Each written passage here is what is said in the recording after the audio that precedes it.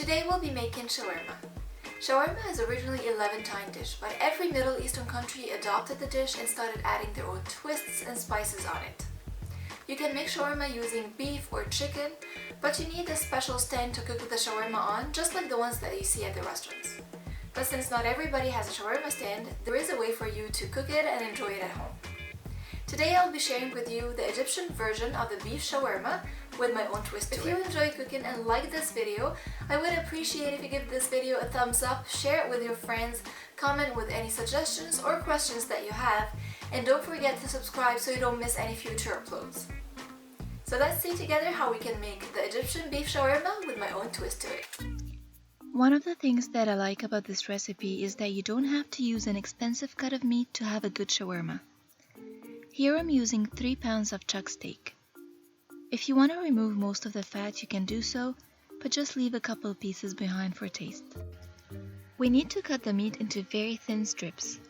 So if you need some help, you can put the meat into the freezer for about 15 minutes to firm up a bit and make it easier on you when you cut it. Now add 1 cup of vinegar and stir that in. And then it's time for seasonings. For seasoning you have 2 options.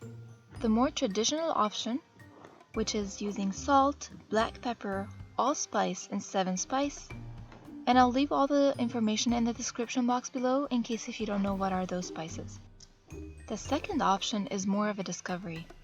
One day I wanted to eat shawarma and I didn't have most of the seasonings, so I used vegeta instead, and it turned out to be perfect. I've been using it ever since.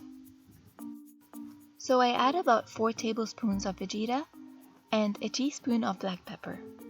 Notice that I did not add any salt in it because it has already some salt and I don't want to oversalt it. So I'll adjust the seasonings after it cooks. Then I'll put it on medium heat with no oil or butter until most of the liquid has evaporated. Then I'll add 2 medium onions finely chopped with the heat on medium-high, and I'll stir that in for 2 minutes. Then I'll turn off the heat and add 2 tomatoes that are diced as well. Don't drop the ball like I did.